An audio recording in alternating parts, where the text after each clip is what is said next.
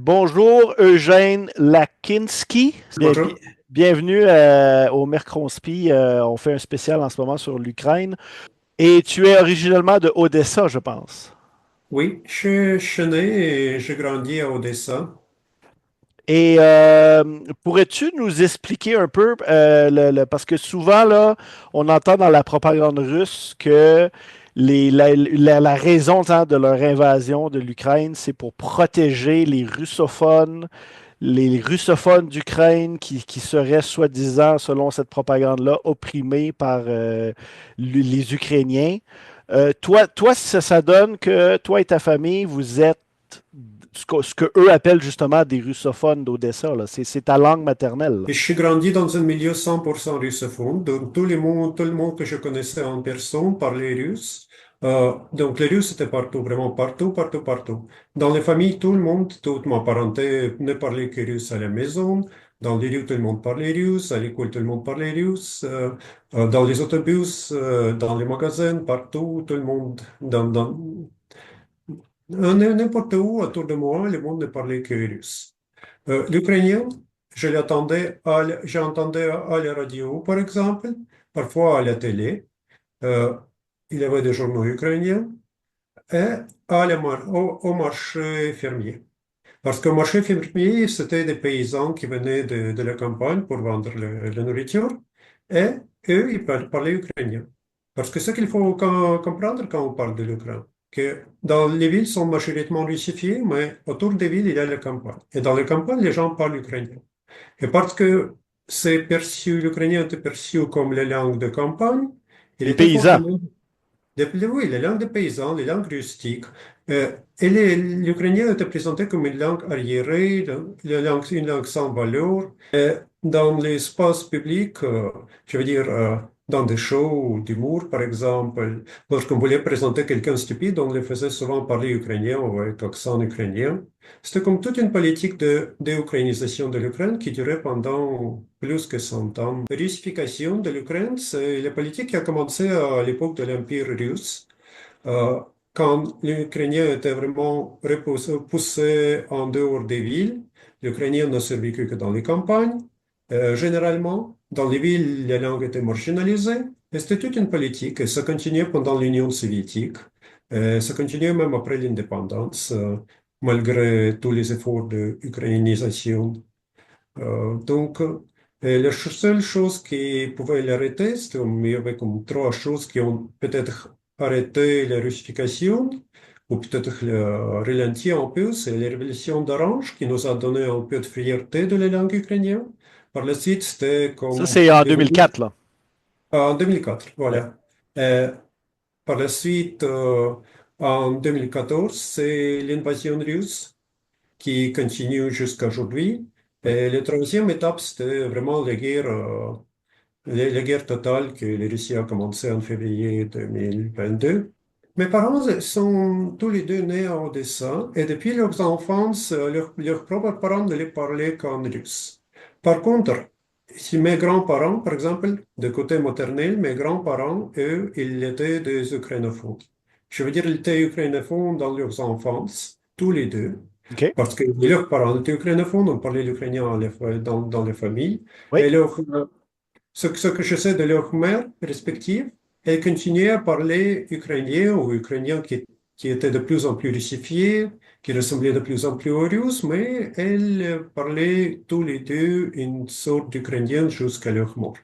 Alors que leurs enfants, eux, ils ont commencé comme ukrainophones, mais très bien, ils ont compris que dans cette société, si tu vis dans une ville, si tu veux réussir dans une ville, si tu veux pas qu'on te regarde comme, soit comme un paysan, soit comme nationaliste, ce qui était encore pire à l'Union soviétique, ça pouvait te coûter la vie, ça pouvait Ouais, te ouais, ouais. coûter le carrière. Eux, ils ont switché, en bon français, switché En en anglais, mais oui, je comprends. russe. Voilà. Voilà, donc, je dis ça avec ironie, mais Ben ils oui, ont oui. passé à russe. Et moi, j'ai jamais, ou presque jamais entendu mon grand-père parler ukrainien. Mais il parlait en mauvais russe. En tout cas, quand j'étais petit, j'étais un peu honte de façon comment est-ce que mon grand-père maternel parle russe. parce qu'il parlait russe, mais avec un drôle d'accent.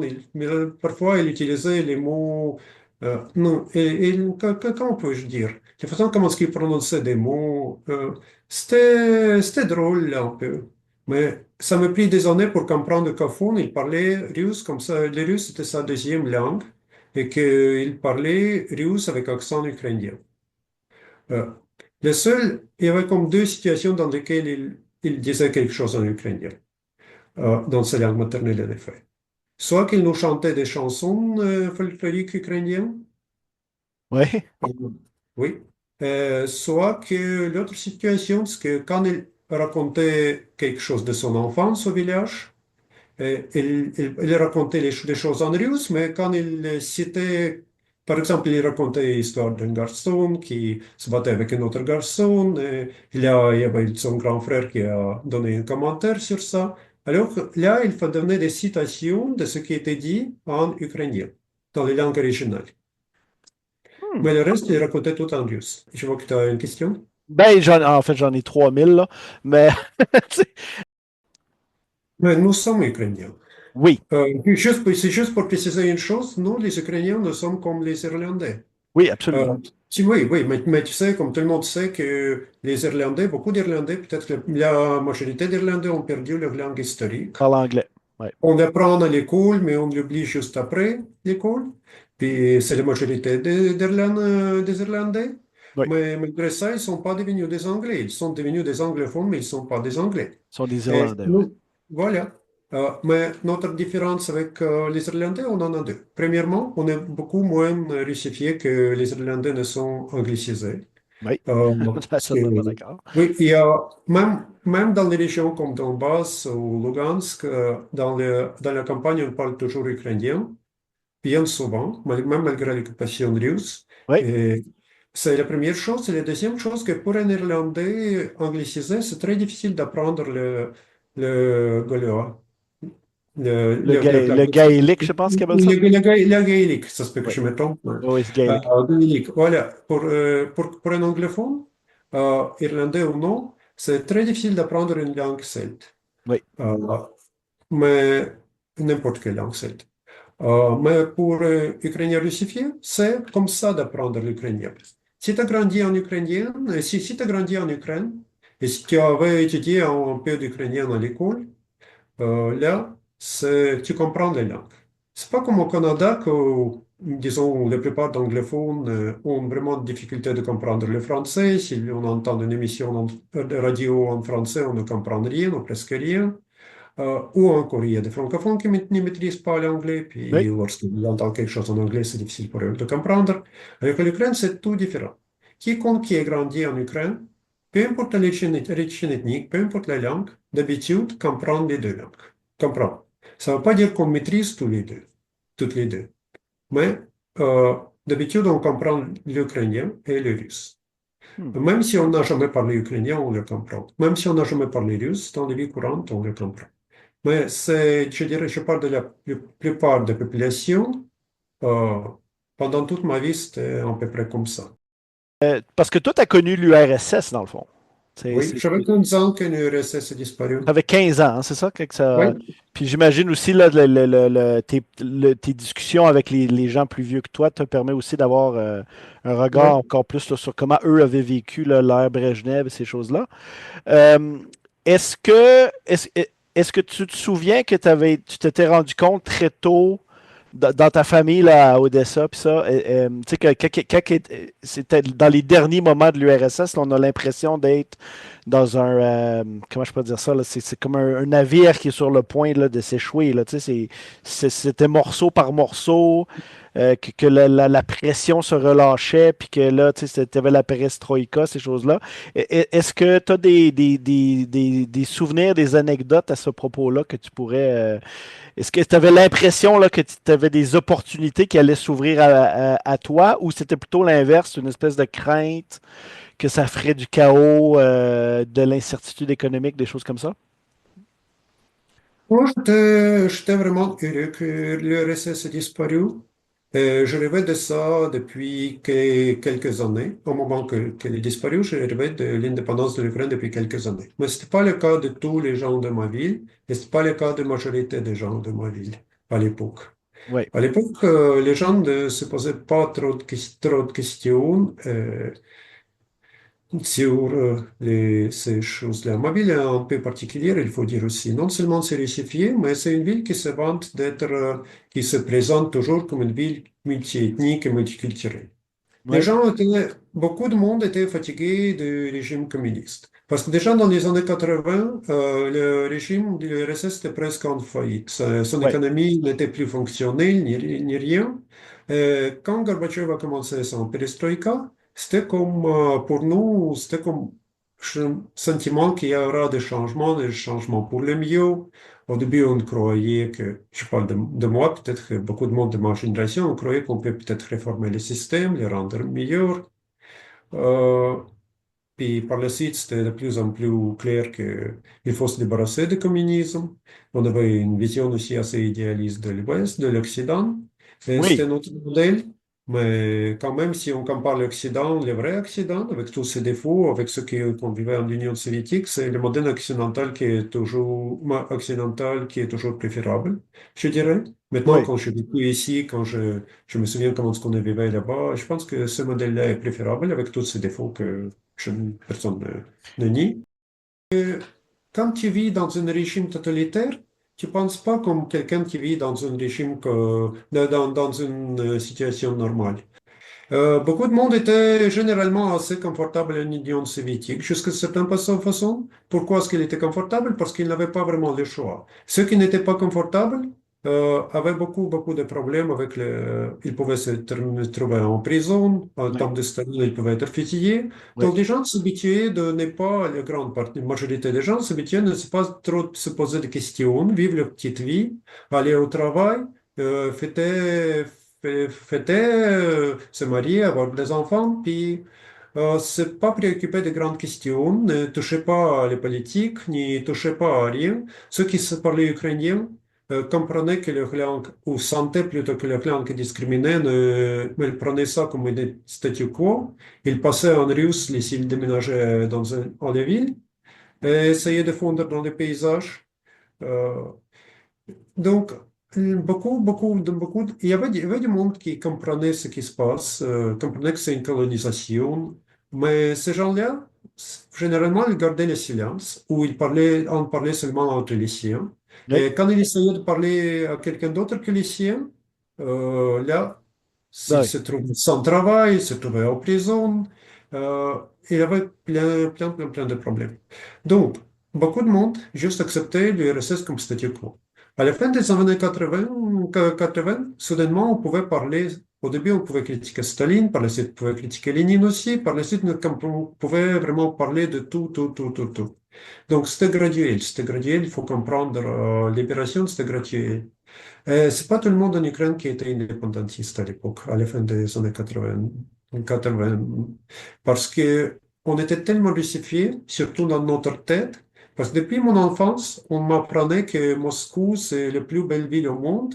On apprenait que la Russie, c'est la culture russe, que la Russie, c'est comme vraiment notre cœur. On nous apprenait que la culture russe, c'est tout ce qui est le mieux qui existe dans le monde. La littérature russe, c'est tout ce qui est le mieux qui existe dans le monde. Les Russes, même être russe, veut dire être une personne honnête, intègre, noble, amicale, une personne qui aime tout le monde. En tout cas, être russe, c'était comme vraiment, russe, c'était quelque chose de supérieur. Ouais, c'est à ça que tu aspires à être, là. Tu sais, c'est le Voilà. citoyen modèle. Oui, mais moi, dans mon enfance, par exemple, je croyais que je suis polonais parce que mes grands-parents ukrainiens m'ont jamais parlé de leur identité ukrainienne. Ah, pour vrai? Jamais. Même pas? Mais bien sûr, ils C'était parlaient tabou à ce juste. point-là? Et ils sont chanceux de survivre, mes grands-parents. Oui, Parce que eux, ils passaient Golodomor. Mais Holodomor, ils ont pensé, c'était un génocide contre les Ukrainiens, mais oui, surtout contre les paysans ukrainiens. Eux, ils étaient dans une ville. Donc, mais, par exemple, mon grand-père, il est né dans un village. Il a déménagé en ville avec ses parents lorsqu'il était un ado. Donc, s'il aurait resté dans un village, dans son village, Probablement, ouais, ouais. c'était très probable qu'il était mort. On Ensuite, a parlé souvent, on a fait un show complet sur l'Holodomor, Eugène. Nos hmm, auditeurs sont quand même familiers avec le. Je suis content d'ailleurs que tu en fais référence là. Continue. voilà, mais par la suite, c'était d'autres choses, que pendant la Deuxième Guerre mondiale, mon grand-père était sous l'occupation allemande. Et au lieu de mourir de faim, il a continué à travailler dans son métier. Son métier était ingénieur. Oui, Donc, il continue à travailler, sauf que l'entreprise dans laquelle il travaillait est devenue allemande. Et lui, au lieu de mourir héroïquement, joindre les partisans ukrainiens ou joindre les partisans russes, les partisans soviétiques, et mourir héroïquement, surtout qu'il n'avait pas beaucoup de partisans à tout de ce ouais, Donbass. Euh, les régions sans beaucoup de forêts. Là, il continuait à essayer de gagner sa vie, il essayait de survivre pendant ce temps-là, et c'est dans l'occupation qu'il a rencontré ma grand-mère. Et par la suite, les Allemands sont partis. Lui, il continuait à travailler dans son métier comme ingénieur. Il était un bon spécialiste, etc. Donc, les Soviétiques, les services soviétiques ont vraiment savaient qu'il restait là pendant l'occupation, ce qui était déjà un crime dans les yeux du gouvernement soviétique, qu'il travaillait parce qu'il n'avait pas de travail que pour les Allemands sous ouais, l'occupation. Donc, pour eux, c'était déjà un crime. Et en tout moment, il savait en tout moment, on pouvait lui rappeler ça. ouais. Il voulait vivre sa vie. Il travaillait dans une usine, par la suite il allait à l'université, il enseignait à l'université. Mais à tout moment, il avait peur verte qu'on va rappeler son C'est comme passé. c'est comme une tâche d'infamie un peu là, qui sert à du contrôle social, là. Ah, c'est Mais, fascinant. à un moment donné, en URSS, on changeait les passeports. On a fait une petite erreur dans son passeport. Une petite erreur dans son nom. Son nom était Georgi, on l'a écrit comme Grigori. Oui.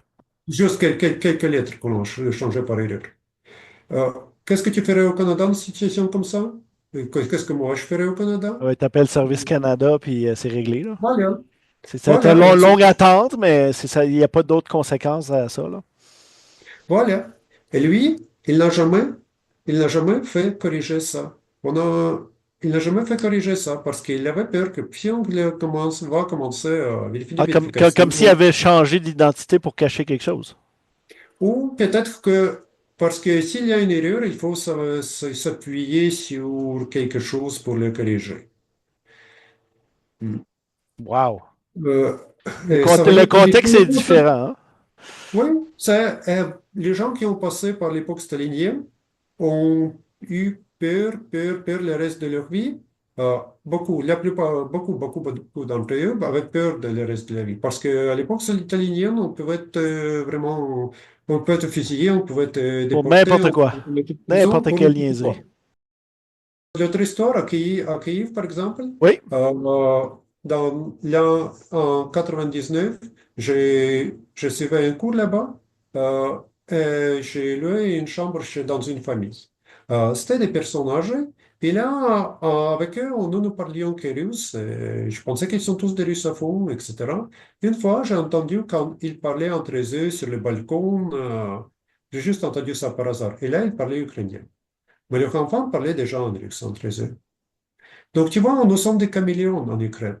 Oui, Et, oui. il n'avait pas de, ce que je veux dire, il n'y avait pas de sentiment anti-russe en Ukraine avant 2004. Il y avait quelques nationalistes vraiment qui croyaient vraiment que la Russie est ennemi, etc. Mais il n'était pas majoritaire même à l'ouest de l'Ukraine. À Mhm. l'ouest de l'Ukraine, les gens n'avaient rien contre les Russes ordinaires, ni que contre les Russies comme telles. Euh, à l'Est non plus, bien sûr. Euh, et nous avions tous beaucoup d'amis en Russie. Et certains avaient des parentés en Russie. Oui. Et moi, j'avais des parentés en Russie. J'avais beaucoup d'amis en Russie parce que quand Internet est venu chez moi dans les années 90, donc je communiquais avec du monde et la plupart du monde dans l'Internet venait de la Russie à l'époque.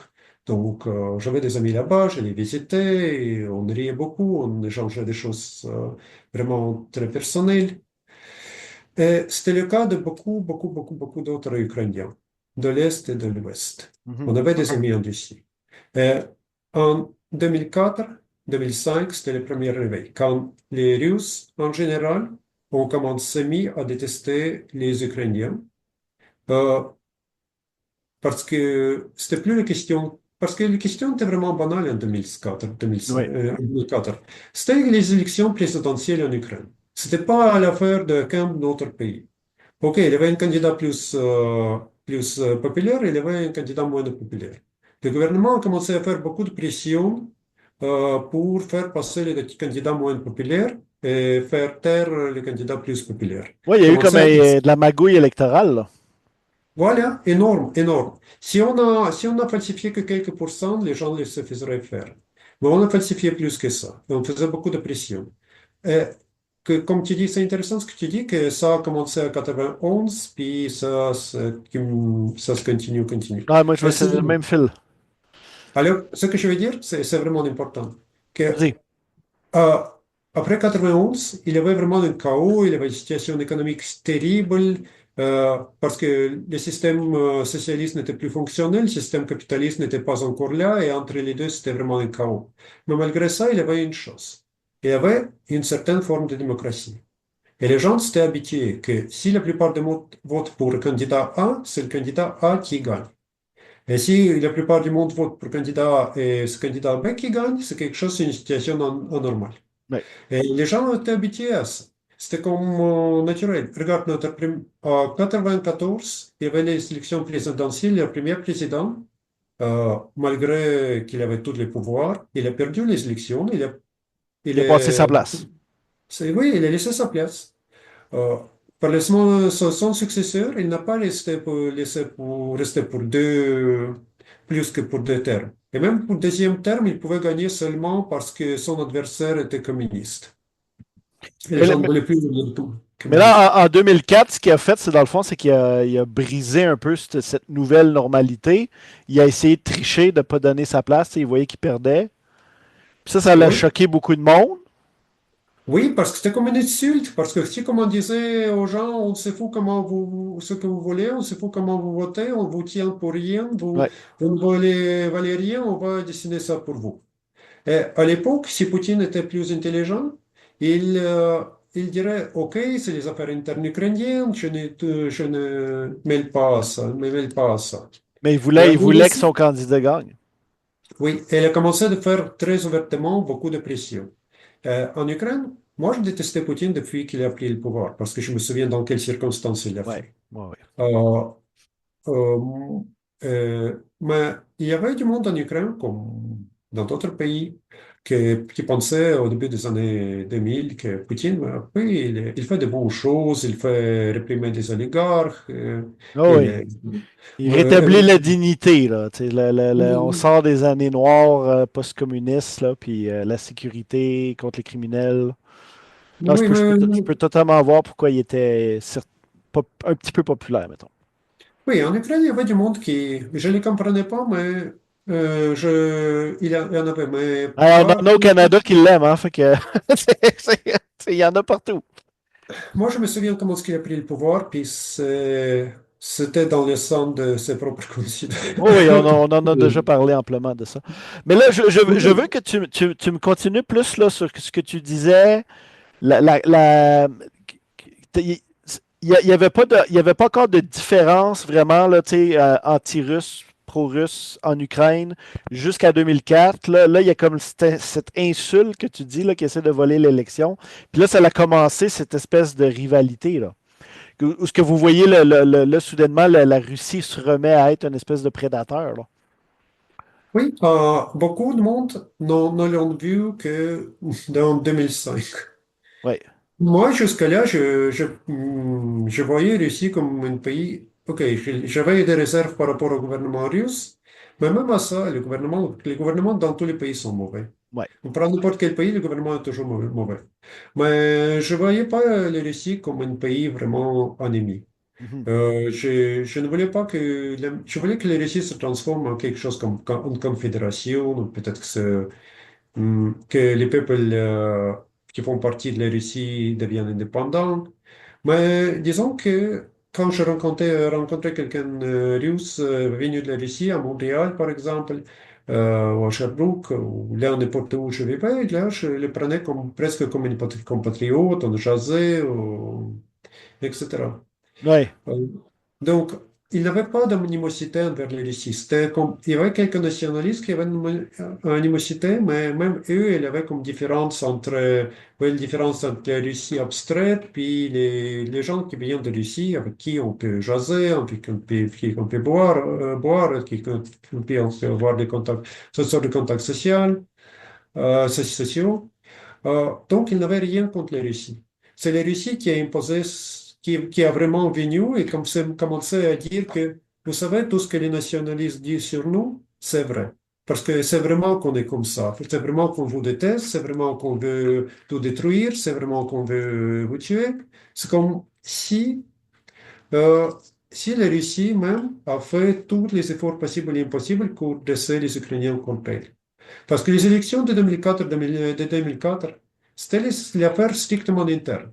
Je sais que dans les médias occidentaux, on disait à l'époque il y a des pro-russes, pro-ukrainiens. Pour les Ah non, Ukrainiens, c'était insane, Eugène. Moi, je m'en rappelle, là, j'avais 21, 22. En tout cas, j'étais déjà très politisé.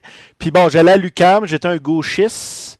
Quand j'étais ado, là, je me fancyais comme étant un communiste, tu sais, comme je lisais Marx, ces choses-là. Puis j'avais grow out of that, là, tu sais, comme là, tu lis sur l'histoire de l'URSS, puis là, tu te rends compte que c'est de la foutaise. Mais je me rappelle, parce que je côtoyais ces gens-là, ici au Canada, puis tu avais les médias, ils nous parlaient de ces événements-là, la révolution orange, hein. Puis je voyais des influenceurs, là, puis des professeurs à l'université qui disaient: Ah, ça, c'est les révolutions de couleur de la CIA. C'est ça le discours ici, c'était insane, là. Puis on revient toujours à ça, les Ukrainiens, dans certains discours, n'ont pas de volonté propre. Ils ne sont que des pawns. Hein? Moi je te dirais que je suis devenu pro-ukrainien vraiment en 2004, là, parce que je voyais la dichotomie, tu sais, parce que je lisais sur le sujet, je voyais les fraudes électorales, puis là, je voyais d'ici c'est les mêmes aujourd'hui là, qui nous parlent de l'expansion de l'OTAN et ces choses-là. Encore là, je veux dire, c'est le même trame historique. C'est fascinant là, à quel point là, c'était, comment qu'il dit ça, là, instrumentalisé. Puis tu avais beaucoup de propagande russe qui poussait derrière ça. J'imagine c'est les trucs d'influence russe là, qui mettaient dans leurs oreilles à ces gens-là de dire, appelez ça des opérations de la CIA, tu sais, les révolutions de couleur. Qu'est-ce que- est-ce que vous vous rendiez compte en Ukraine qu'on parlait comme ça de vous, j'imagine? non, à l'époque, les gens ne pensaient pas à ça parce que, pour la plupart, Ben vous euh, aviez le nez dedans, là, je veux dire, c'est comme. écoute, en Ukraine, on n'a pas vu ça comme... déjà en 2003, par exemple, en 2000, quand je suis parti de l'Ukraine, en 2003, je suis revenu en Ukraine et c'était presque la même chose qu'avant. Et les gens, ils s'étaient pas vraiment sentis comme c'est comme au début, quand il y avait ces élections, ça n'était pas au début senti comme pro-russe ou pro-occidental. C'était pas comme ça. Non. En Ukraine, il y avait un certain consensus que la Russie est un pays ami, et en même temps, ce serait le fun d'être plus proche, par exemple, à l'Union européenne, parce que là, le niveau de vie est meilleur. Ah oui, Donc, oui. voilà, et c'est là peut-être qu'il faut qu'on aille éventuellement, euh, parce que c'est cool. Et c'était pas, l'un ne contredisait pas l'autre. Et le pays n'était pas vraiment polarisé. C'est tout cet effet artificiel, ce discours était ajouté, Occident contre la Russie était ajouté artificiellement. Une des raisons, c'est parce que les Russes en général ne comprennent rien de l'Ukraine. Les Russes pensent que les Ukrainiens et les Russes sont les mêmes peuples sur la base que beaucoup d'Ukrainiens parlent les Russes comme leur première langue et que nous connaissons très bien la culture russe. Ouais, les petits Euh, frères. voilà, et même les Ukrainiens, les Russes, depuis leur enfance, je veux dire, les Russes qui sont grandis en Russie, Oui, oui. ont grandi en Russie, depuis leur enfance, on les répète que l'Ukraine, c'est comme, c'est comme l'or, c'est quelque chose qui leur appartient. Et on leur explique aussi que les Ukrainiens, c'est la même chose que les Russes. Et quand ils avant en tout cas, dans mes temps, quand ils rencontraient vraiment quelqu'un de l'Ukraine, ils voyaient que cette personne parle russe très bien, parle russe au niveau de native speaker, Ouais. ainsi dire qui regarde les mêmes films qu'eux, il connaît les mêmes livres qu'eux, et ils ont beaucoup de sujets en commun. Donc, il n'avait pas vraiment de barrière culturelle qu'il ressentait. Et sur cette base-là, il pensait qu'il comprend l'ukrainien, l'Ukraine. Mhm. Et donc, par exemple, pour un Russe moyen qui grandit en Russie, une langue ukrainienne, c'est quelque chose d'exotique. Et si on commence à faire des affiches en ukrainien, ça doit vraiment te traumatiser dans leur esprit. Et ils ne comprennent rien. Euh, Par exemple, je me souviens, il y avait une fille de Moscou qui est venue visiter Odessa en 2003. Tout était bien, tout le monde parlait russe, etc. Elle se sentait comme chez elle. Soudainement, elle voit une affiche sur un magasin, un petit magasin, c'était le magasin de chaussures, c'était écrit chaussures en ukrainien. Oui. Mais rien de spécial. Elle a dit, ah, et pourquoi est-ce que c'est écrit en ukrainien? Moi, quiconque qui a grandi en Ukraine ne se posait pas de questions. On vivait dans un milieu très russifié, mais il y avait quand même un certain nombre de magasins qui étaient créés en ukrainien. Ça ne choquait personne. Pour un Russe moyen venu de la Russie, c'est un choc culturel. Pourquoi est-ce qu'il y a quelque chose qui est écrit en ukrainien? Ouais. Et il pensait que c'est très sincèrement que les Ukrainiens russophones sont opprimés comme eux, sont opprimés par le fait qu'il y a des affiches d'affichage en ukrainien. Alors que pour la plupart des russophones en Ukraine, c'est pas un sujet important. On les Ouais. met en russe, on les met en ukrainien, on comprend les deux, alors c'est où le problème? Oh, ouais. Euh, c'était une chose. L'autre chose, ils croyaient que parce que les gens parlent russe, ils pensent comme les Russes, ils vont réagir comme les Russes, et ils veulent tout, rêvent tout devenir partie de la Russie. C'était pas nécessairement le cas. Oui. Si, ceux qui voulaient faire partie de la Russie, et il y avait des gens comme ça, mais pour beaucoup, c'était la question de, parce qu'on croyait qu'en Russie, le niveau de vie est meilleur, que les pensions de vieillesse sont meilleures là-bas. Donc, c'était, pour beaucoup, était juste question technique. Est-ce que l'économie est meilleure ou pire? Mhm. Donc, c'était pas comme amour inconditionnel. Et surtout, personne ne voulait, en 2013, 2014, personne ne voulait battre pour la Russie. Les Russes attendaient que dès qu'ils vont lancer son opération contre l'Ukraine, que les Ukrainiens russophones vont s'inscrire volontairement dans des unités volontaires et aller combattre le gouvernement de Kiev. En criant, on veut vivre en Là, tu parles, Russie. tu parles pendant l'occupation de la Crimée puis de l'Est, là, Oui, oui, que- oui. qui auraient été accueillis en libérateurs puis que les gens allaient les aider à pousser encore plus loin, là. Oui, et les Russes au début, si tu suivais les événements, les Russes au Oui. début ne voulaient pas intervenir militairement. Il pensait que l'Ukraine était un pays artificiel. Oui. Il pensait qu'il suffit vraiment de dire, OK, maintenant vous pouvez rébellier, et la Russie va vous appuyer. Il pensait que si on fait ça, les russophones ordinaires vont prendre des armes et vont aller dire, oui, oui, vive la Russie, on va mourir pour la Russie, on va battre pour la Russie. C'est pas ça qui s'est passé. Mhm. Et au Donbass, c'est pas des nationalistes ukrainiens qui, au début en tout cas, qui combattaient les envahisseurs russes. C'était bien souvent les gens de Donbass, tous russophones, certains d'origine russe même, qui sont grandis en Ukraine, qui voulaient pas cette invasion. Euh, Toi, t'es un écrivain à tes heures, je pense, hein? oui, oui, tout à fait. Oui, ben, parce que parlons-en justement, là, c'est un peu comme une façon, justement, tu résistes par la plume, hein, si je peux me permettre? Écoute, moi j'ai mes deux livres, deux livres publiés en Ukraine. Le premier livre, ça parle du Québec, et le deuxième livre, ça parle du Canada, de Ah l'ensemble ouais, du ok, ok, Canada, ok. sous l'angle un peu francophone. Donc, tu veux expliquer le Canada aux Ukrainiens et le Québec. Oui, oui. Oui, je vais surtout, parce que je vois beaucoup de parallèles entre le Québec et l'Ukraine. dans le sens que dans les deux cas, mais pourquoi t'es étonné? Dans les Non, deux non, pas cas, du tout. Je veux que tu continues. Vas-y. ouais, dans les deux cas, il faut protéger les langues parce Oui, que par des raisons historiques, je ne vais pas vous dire maintenant qui sont bons, qui est méchant, mais par des raisons historiques, ça se trouve que le français était marginalisé au Québec pendant un certain temps. on est d'accord là-dessus. Et par la suite, voilà, et par la suite, il fallait le protéger. Et on a essayé toutes sortes de choses, on a essayé de dire ça gentiment, mais regardez, notre langue est belle, notre langue est c'est tellement riche, apprenez-la, vous allez avoir.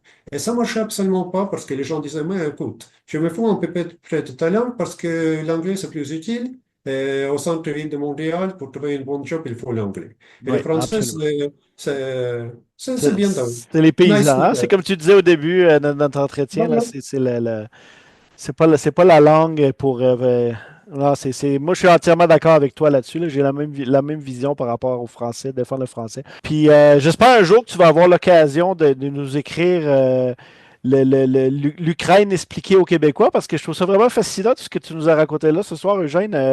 Il y a beaucoup, tu sais, ton commentaire que les Irlandais parlent anglophone, mais jamais ils se décriraient comme étant des Anglais. Tu sais, moi, c'est quelque chose que je trouve très agaçant dans la façon dont l'Ukraine est couverte et on essaie vraiment de nous le présenter comme si c'était deux pays à l'intérieur d'un seul, alors que c'est vraiment pas le cas. Puis, est-ce que tu aurais si des gens veulent faire des dons, des gens qui nous écoutent, on va mettre le lien en bas. Est-ce que tu aurais un organisme là, que tu nous suggérerais, que tu aimerais beaucoup que nos auditeurs ce soir envoient leurs dons? Ça marche là, à chaque fois que je le fais, il y a de l'argent qui est envoyé. Tu peux nous choisir une ONG, là, ça peut être, généralement on met United 24 ou d'autres, là. Oui, il y a plusieurs fonds. Comme, ce qui est peut-être le plus facile, c'est Poverty Driven. Il y a un équivalent anglais, ça se dit il y a une version anglaise sur sur le site, mais je me souviens pas comment est-ce qu'ils traduisent ça Nous, on va en mettre le anglais. lien, on va mettre le lien, là. Non, T'as pas à mais t'inquiéter avec ça. ça veut dire retourne à la maison en vie. Ok, donc on va envoyer Oui, les dons à cette personne-là. c'est une femme qui aide à acheter de l'équipement militaire pour l'armée. Oui. Par contre, il n'y a pas de récit d'impôt, récit pour les impôts. Ah, non, c'est des dons faits de bonté de cœur. Voilà. Oui, effectivement, quand j'ai un peu d'argent et quand je vois qu'il y a qu'on ramasse des fonds pour des soldats, je participe. Mhm. Souvent, je préfère bien sûr quand c'est quelqu'un de mes amis, que les gens que je connais, qui dit voilà, il y a une unité qui cherche par exemple de l'argent pour des drones, de l'argent pour une voiture pour évacuer des blessés, ou l'argent pour des médicaments. Les gens que je connais, à qui je fais confiance, Oui, euh, oui, parfois je donne l'argent là-bas. Mais pour venir chez eux, je pense que c'est une fonds à laquelle on peut faire un bon travail, confiance. hein, oui. Moi, je voyage beaucoup, là. Moi, je viens de la Gaspésie, puis je fais souvent des allers-retours. Mhm. Et je remarque depuis 2022, là, je peux prendre des routes de campagne dans le fin fond de la Gaspésie, puis là, soudainement, oh, un drapeau ukrainien. Tu sais, c'est des Québécois, là. Mhm. Mais en support à l'Ukraine, là, la petite tache jaune et bleue, là, je la spot de loin. Puis, tu sais, moi, de la façon dont je vois ça, je trouve ça cool que tu écris un livre en ukrainien sur le Québec. Mhm. Je sens qu'il va y avoir beaucoup de rapprochements là, dans la prochaine décennie entre ces deux peuples-là. Puis je trouve ça vraiment chouette parce que c'est pas quelque chose qui était beaucoup répandu avant. Tu sais, tu demandais aux Québécois moyens il y a 2 3 ans, c'est quoi l'Ukraine? Ah, c'est la Russie, tu sais, comme ils faisaient pas la différence. Puis là, comme moi, c'est pour ça que je fais ce show-là. Là, j'aime ça développer justement là, que les Québécois apprennent sur l'Ukraine. Puis je trouve ça vraiment génial là, que tu écris des livres pour que les Ukrainiens apprennent sur le Québec. Fait que je te remercie beaucoup pour ton temps, Eugène. Merci à toi. C'est Puis, toujours fun de parler avec toi. Puis, écoute, j'espère qu'on pourra oh oui, on va revenir. refaire ça, on va refaire ça, c'est sûr, parce que là, tu t'en vas en voyage, c'est pour ça qu'on n'a pas pu te recevoir live. Mais à ton retour, c'est sûr que, là, que si on en fait un autre show sur l'Ukraine, on va te réinviter, ça c'est sûr. Je te remercie beaucoup. Merci à toi. Puis là, je vais juste arrêter l'enregistrement.